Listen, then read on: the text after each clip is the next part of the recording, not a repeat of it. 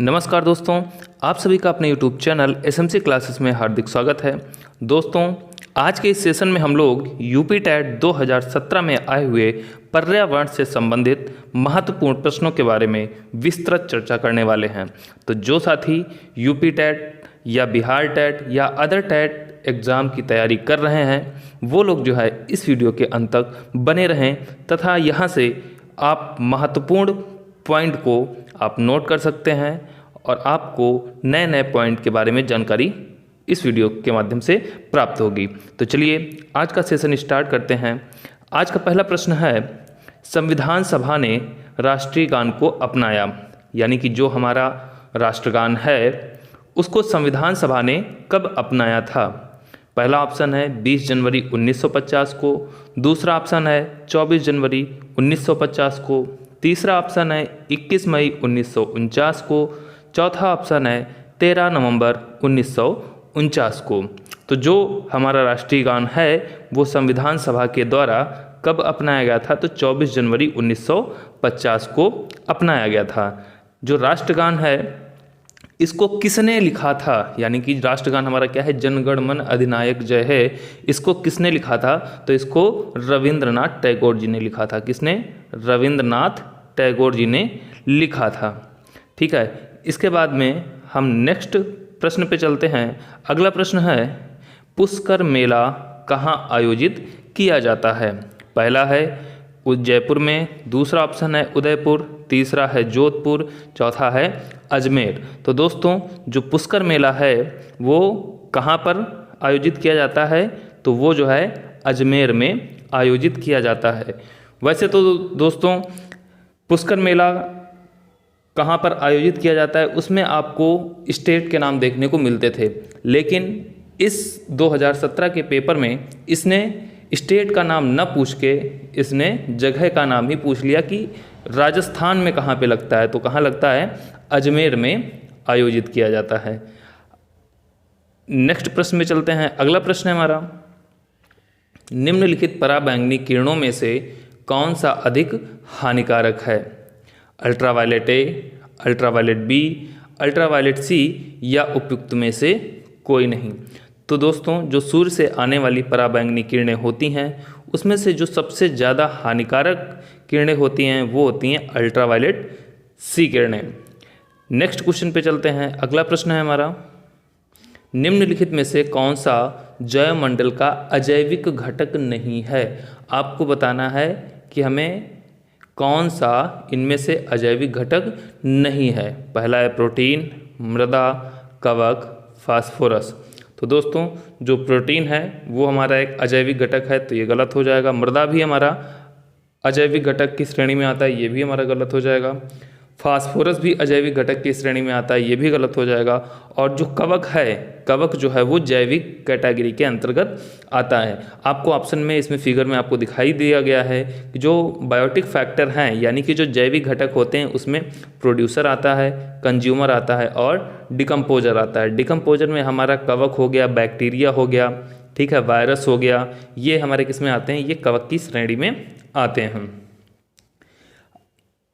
Next question पे चलते हैं। अगला प्रश्न है हमारा, गिरिसेर परियोजना अवस्थित है, चाहे परियोजना करके आ जाए या फिर आपको गिर राष्ट्रीय उद्यान दे दे, ठीक है, आपको बताना है ये कहाँ अवस्थित है। ऑप्शन है गुजरात में, महाराष्ट्र में, उत्तर प्रदेश में या फिर मध्य प्रदेश में।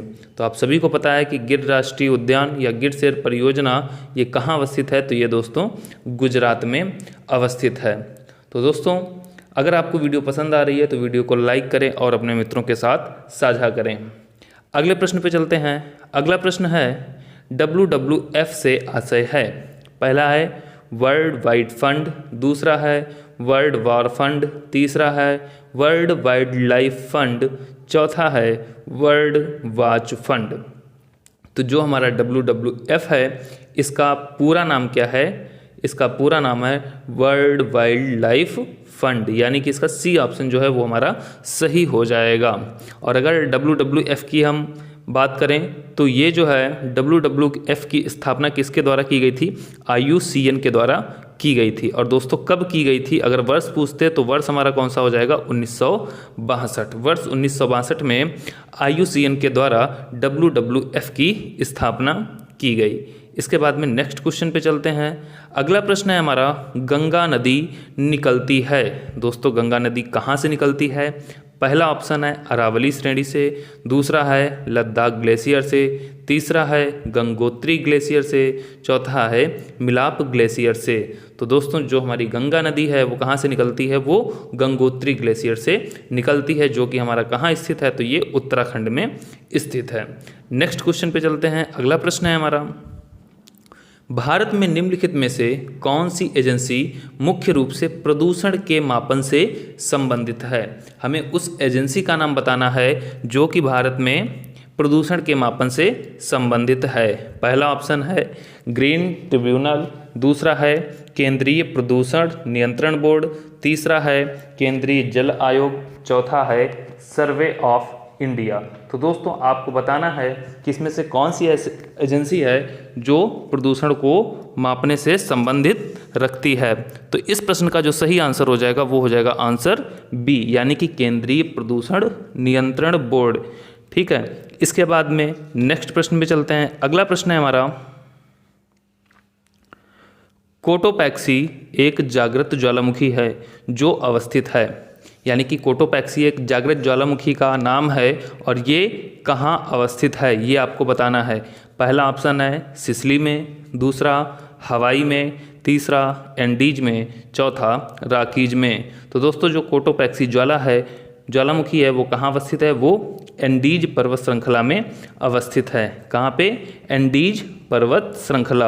और ये जो एंडीज पर्वत श्रृंखला है ये कहाँ स्थित है, तो दोस्तों ये दक्षिण अमेरिका महाद्वीप के इक्वाडोर में स्थित है। अगले प्रश्न पे चलते हैं। अगला प्रश्न जो है हमारा, तिब्बत की सांगपो नदी भारत में किस नाम से जानी जाती है? पहला है गंगा, दूसरा यमुना, तीसरा ब्रह्मपुत्र, चौथा सिंधु। तो तिब्बत की जो सांगपो नदी है उसको भारत में दोस्तों हम लोग ब्रह्मपुत्र नदी के नाम से जानते हैं।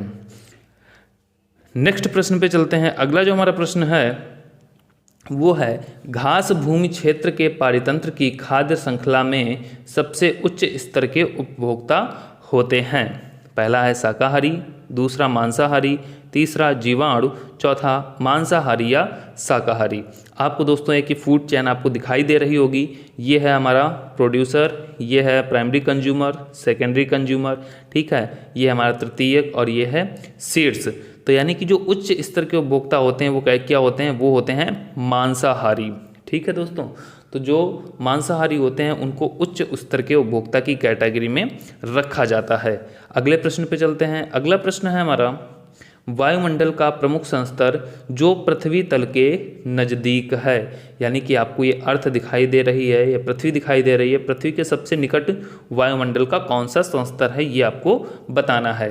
पहला है समताप मंडल, दूसरा ऑप्शन है क्षोभ मंडल, तीसरा है मध्य मंडल, चौथा है आयन मंडल। तो वायुमंडल का कौन सा संस्तर है जो पृथ्वी तल के सबसे निकट है, तो दोस्तों वो है हमारा क्षोभ मंडल। क्षोभ मंडल के ऊपर समताप मंडल पाया जाता है, समताप मंडल के ऊपर मध्य मंडल है और मध्य मंडल के ऊपर आयन मंडल है, और सबसे अंतिम जो परत है वो हमारी कौन सी है, उसे हम वायुमंडल के नाम से भी जानते हैं या बहिर्मंडल के नाम से जानते हैं। नेक्स्ट प्रश्न पे चलते हैं। अगला जो हमारा प्रश्न है वो है, संयुक्त राष्ट्र सुरक्षा परिषद में कितने स्थायी सदस्य हैं, यानी कि जो संयुक्त राष्ट्र सुरक्षा परिषद है उसमें आपको स्थायी सदस्यों की संख्या बताना है कि कितने स्थायी सदस्य हैं।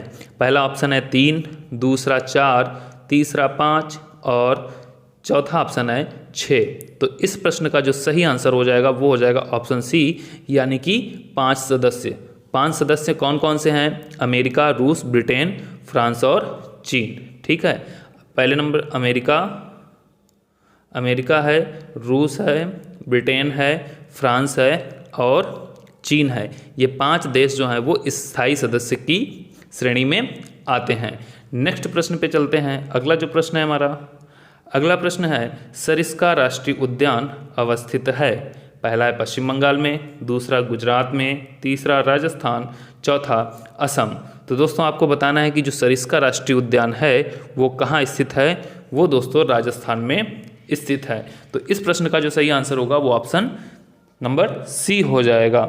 नेक्स्ट प्रश्न पे चलते हैं। अगला जो प्रश्न है हमारा, पारिस्थितिकी तंत्र में ऊर्जा का मुख्य स्रोत है।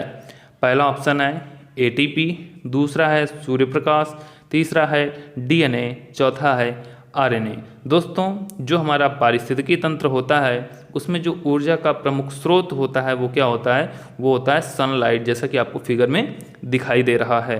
तो इस क्वेश्चन का जो सही आंसर हो जाएगा वो हो जाएगा ऑप्शन बी, यानी कि सूर्य का प्रकाश। नेक्स्ट प्रश्न पे चलते हैं। अगला प्रश्न है हमारा, एग मार्क का संबंध है। ये आपको एग मार्क का लोगो दिखाई दे रहा है। आपको बताना है कि जो एग मार्क है ये किससे संबंधित है। पहला ऑप्शन है गुणवत्ता से, दूसरा है पैकेजिंग से, तीसरा है संसाधन से, चौथा है उत्पादन से। तो आपको बताना है कि जो एग मार्क है इसका संबंध किससे है। तो दोस्तों जो एग मार्क है इसका संबंध किससे होता है, गुणवत्ता से होता है। नेक्स्ट प्रश्न पे चलते हैं।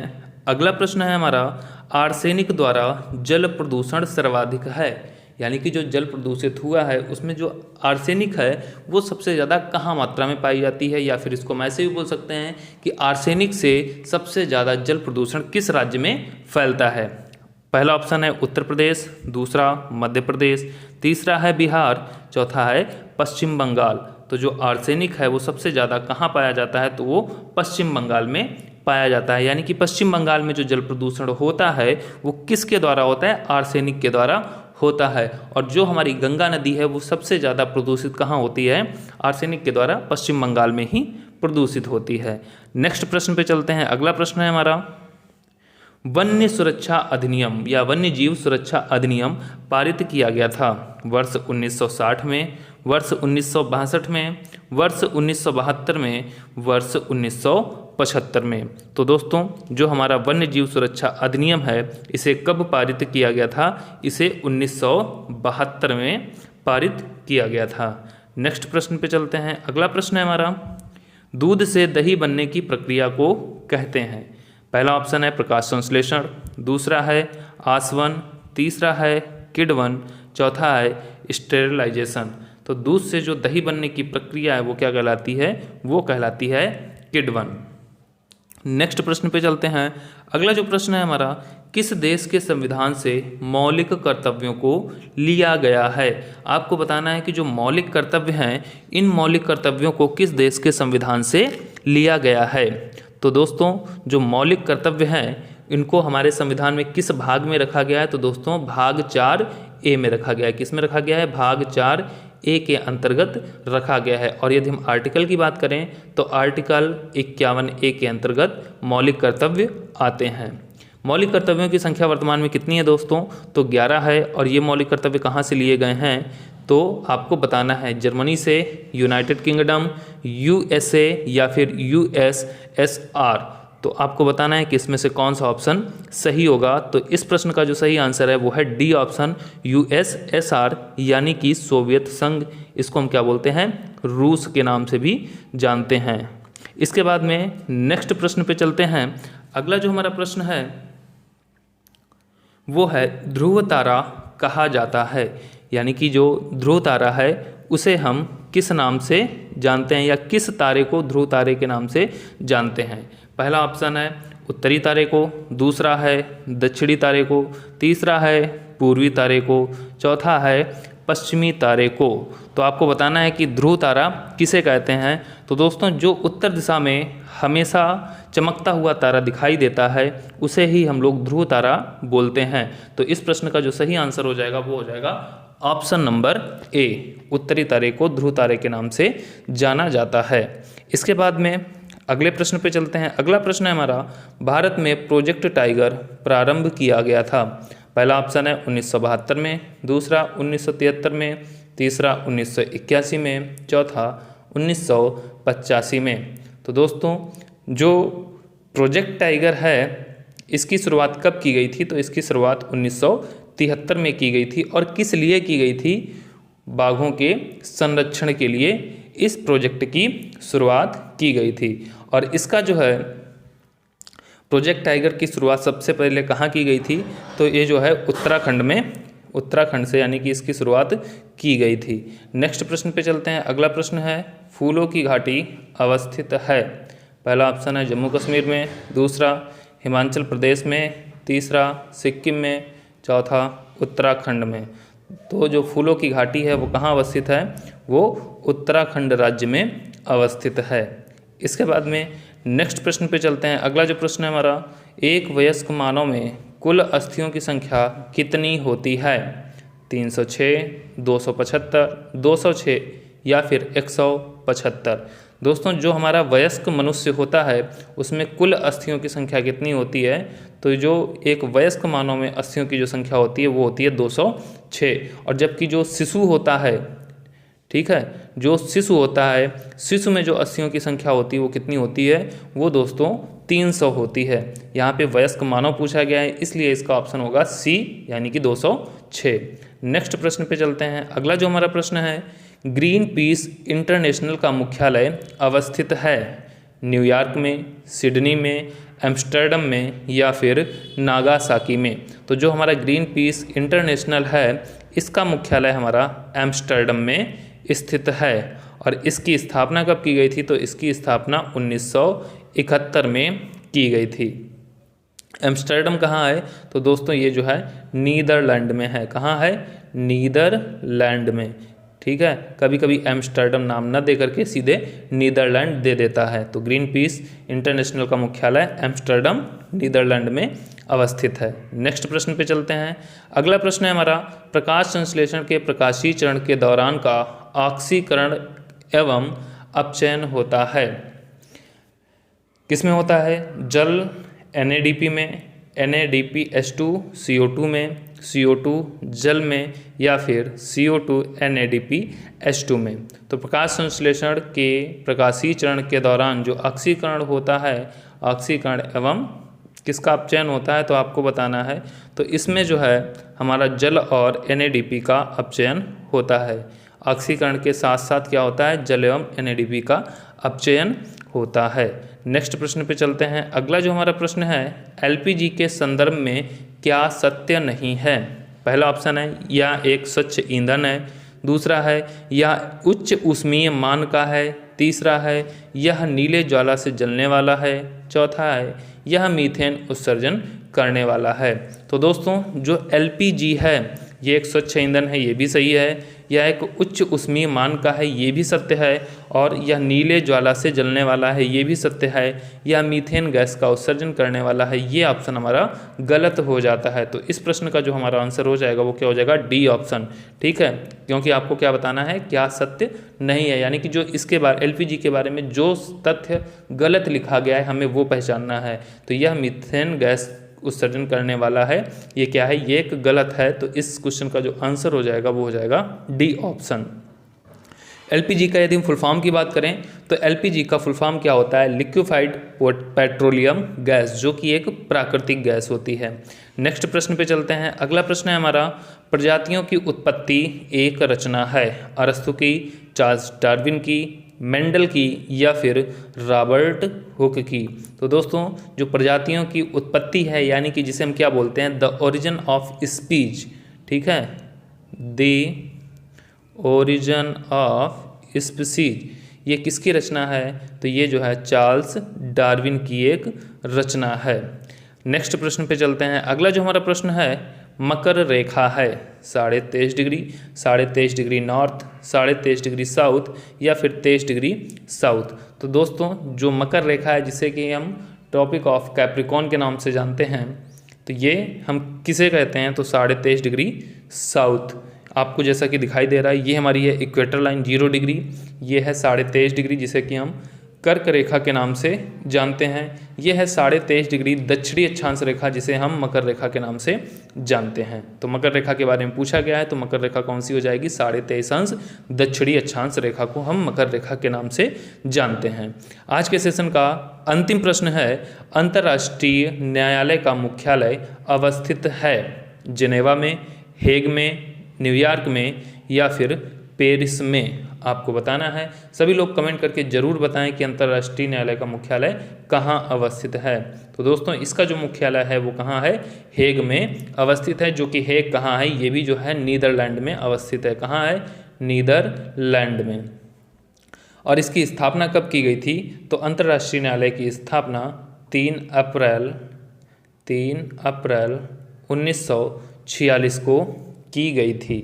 तो दोस्तों आज का सेशन आपको कैसा लगा कमेंट करके ज़रूर बताएं। वीडियो को अधिक से अधिक लाइक शेयर एवं सब्सक्राइब करें, और जो लोग चैनल पर नए आए हैं तो प्लीज़ चैनल को सब्सक्राइब कर लें। धन्यवाद।